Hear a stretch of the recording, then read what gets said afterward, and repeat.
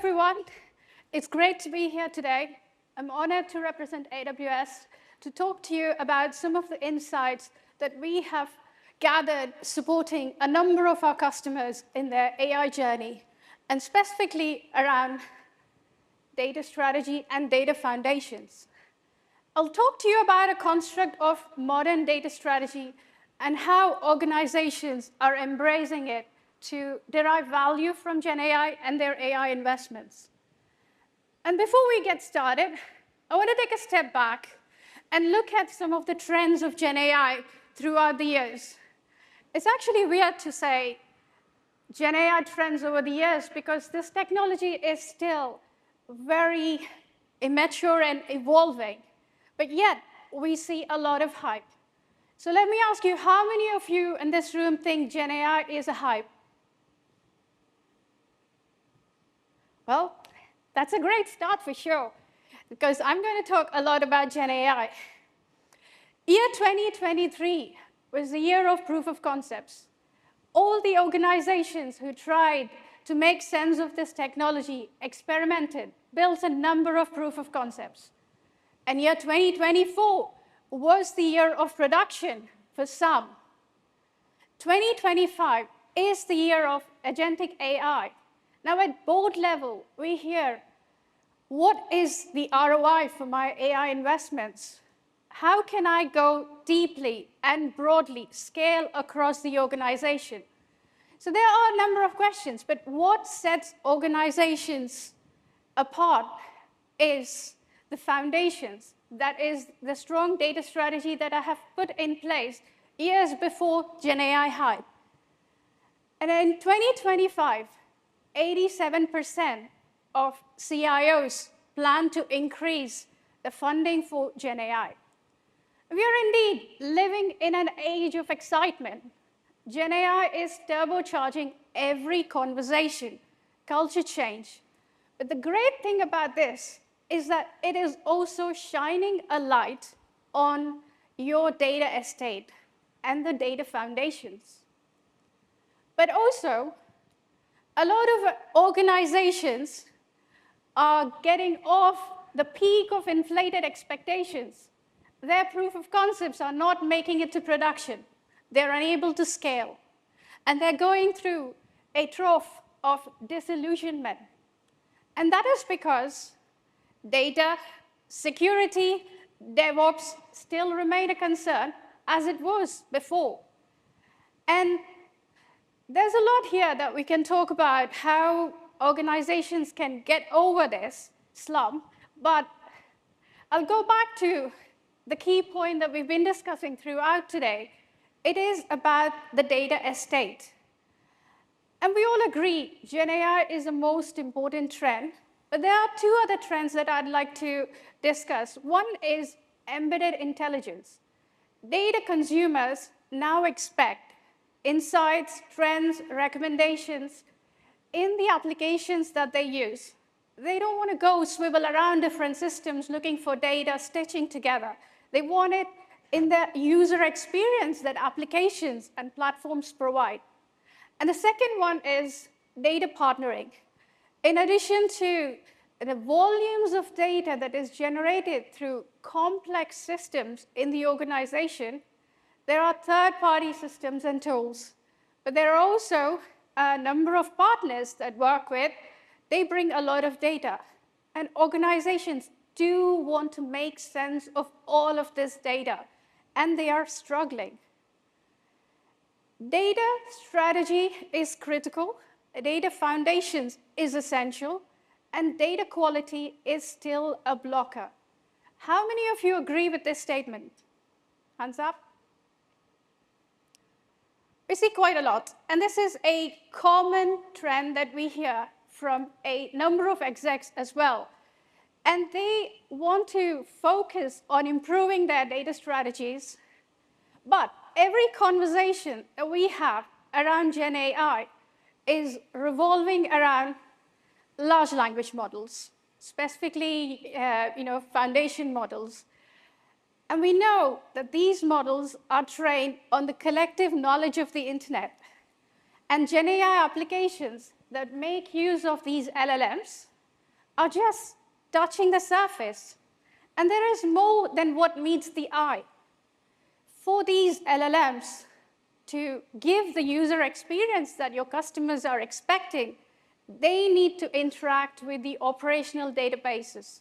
They need to understand your business and your data. They need to connect with streaming data, batch data, and they need to have processes, ETLs, to improve the quality of that data. And of course, beyond anything, what is very critical for success of the GenAI applications is the security. It is responsible AI elements. And how do you build that and embed that? So it's not what you see on the surface, it's the entire foundations that are extremely critical for success. And that is where a lot of organizations fail. And that is why they cannot move from building a number of POCs into scaling their applications.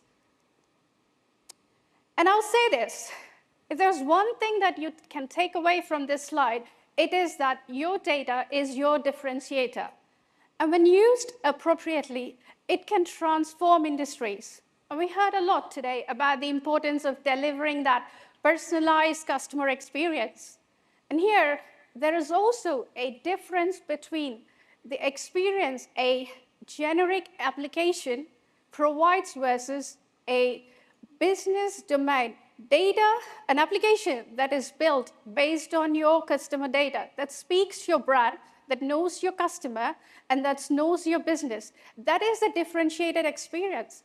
And we see a lot of organizations like NASDAQ implementing GenAI in their risk surveillance tool, Booking.com, Lonely Planet. They are using their content, what they know about their customers, in transforming and building hyper-personalized experiences. And that is possible because they are differentiating the experience through their domain data. And so how do you do that? And that's where a modern data strategy comes in picture. And the way I look at this is, it is a capability that organizations must establish, and they can mature it overnight. They can mature it over the time. It doesn't happen overnight. And representing this modern data strategy across a traditional data strategy, it is really about mindset, people and process, and of course, technology. So it is taking a customer-centric and a very product-centric view than going with a solution-first approach. That is what mindset is all about. It is about creating a flywheel of innovation. And then from a people and process perspective, it is about autonomy. It is about a federated and agile team and setting up a cross-collaborative team as opposed to a central controlled environment.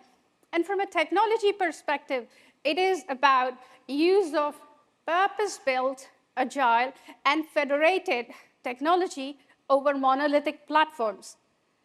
And going into what is a data flywheel. So if you ask 50 people what data-driven organization means, or what is getting value from data, you get 50 different answers. And the way I would phrase this is treating data as a strategic asset, as a data product, and building these data products based on the most challenging customer problems. So you're not really going with, I will take all the requirements up front, I'll use all the data that I have, but start small with what is the most valuable problem that you're solving for the customer. And you can replace GenAI with AI. It could just be a next best algorithm, or it could be a personalized recommendation engine. And you start with that, and you deliver value to your customer, get feedback, and then use that data and use that feedback to improve and deliver more value. And as you start to do this, it has a flywheel effect of innovation, because the more data that comes in, and it starts to expand and innovate more. And this is typically what a lot of organizations who have an agile mindset, using purpose-built technologies are doing. And embracing cloud technology is a great way to get this flywheel in motion, because you don't have to worry about cost up front. If you see something working well, you can scale it quickly. And based on feedback, if something's not working, you can change tack, do something different. And so really, you need to be striving for that. And secondly, as an example, it might not be a very dominant brand at the moment, but when at peak, Epic Games, they had 250 million players, over 100 petabytes of data, capturing insights about the players. And what they've done is they've always used these insights, and they came up with new content, new ways of engaging. And that is where the cloud and data hub comes into picture, is the capabilities that they've set up to be at the stage that they are now. And then people and process side. I'll introduce you to this concept of a modern data community. And that's because traditional operating models may not work when you're working with cloud technologies. And what we are typically saying here is you are moving the responsibility to the edges, to the data producers and data consumers. And rather than having IT as an organization that is managing all the systems, looking at data integrations, data processes, data quality, you send that responsibility to the data producers. These are domain experts. They know the business really well. They know the data, they know data tagging, they know data governance, and they can manage the expectations of the data products. And then you have the data marketplace, which is managing the technology teams that is managing the data ecosystem. And they are responsible for the technology enhancements and technology improvements. They're no more a hindrance to innovation, they're actually enabling the innovation. And then you have data consumers. You see data consumers across every business, those in marketing, finance, procurement functions. They don't want to waste their time looking for data. They want to have insights, and they want to interact and act based on those insights. So this modern data community is a concept that you could embrace and start to engage in a agile development. Of course, there needs to be a level of autonomy, but autonomy and flexibility can coexist, and you can do it. BMW is a terrific case study of a modern data community in action. What they do is they process 10 terabytes of data across 1.2 million vehicles daily. So they get the IoT data, consumer data, vehicle information, vehicle assistance, all of this information on a daily basis. And that data is democratized at scale. And they can predict issues with vehicles before they can even occur. And what a great example of a customer experience. That is what they are able to provide with that flexible choice of platforms and data community. And finally, and the most important thing, I want to take a few minutes to talk about technology as the core modern data strategy pillar. And this is really a North Star vision for a data architecture. And it's really want to select a technology that is comprehensive and that is integrated, but it is also governed. So again, I talked a lot about the need for technology that need to be purpose-built. So here, thinking about technology is more focused on what are the comprehensive services that are required from a data foundations perspective that your technology should be enabling. It is about those operational databases. Now, most organizations have 20 to 30% of data that is structured.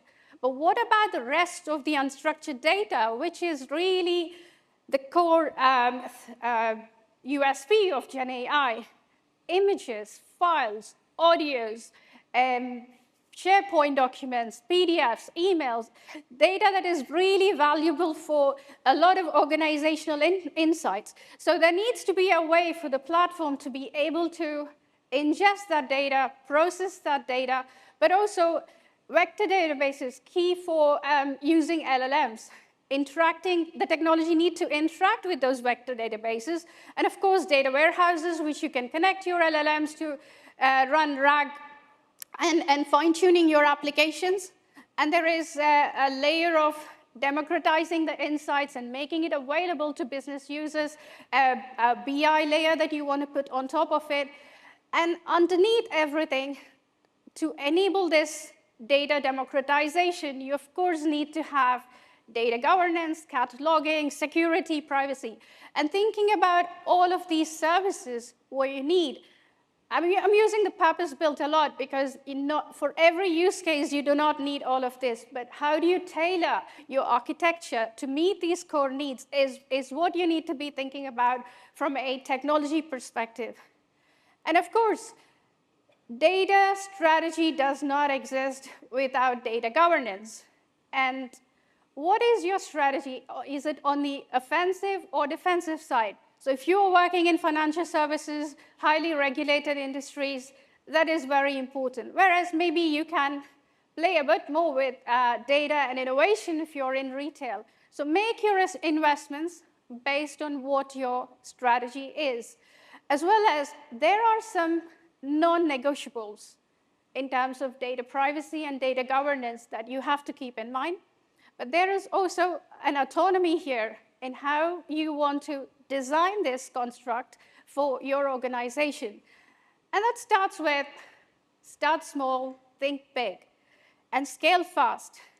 When I thought about this, I use this quite a bit. Scale fast, scale big. What does it really mean? And I can't give you any great example other than what Moderna has done during COVID times. And we all know very well that they were able to bring a vaccine to the market rather quickly, and also were able to scale it globally. And that did not happen overnight. They were able to integrate all of the data across their organization very quickly. But also, typical drug development, drug discovery takes over years and decades. And they managed to do what they managed to do within few months. They were also able to run 30,000 experiments in parallel. And how did that happen? They had strong data foundations, a cloud-first mentality, and a very capable data platform and a data strategy. So my takeaways: think big, start small, act smart, scale fast, and be ruthless about automation and process efficiencies. And also form multidisciplinary teams. This is very critical because there is a wealth of knowledge from business and technology. And when they come together, great ideas happen. And last but not the least, celebrate success. And again, I would like to thank you for the opportunity to be here today and share with you some of the insights. And maybe you have a thing or two to take away from a data strategy and data foundations perspective. And if you're already doing something, I would love to hear in the break how your organizations are progressing. Thanks again.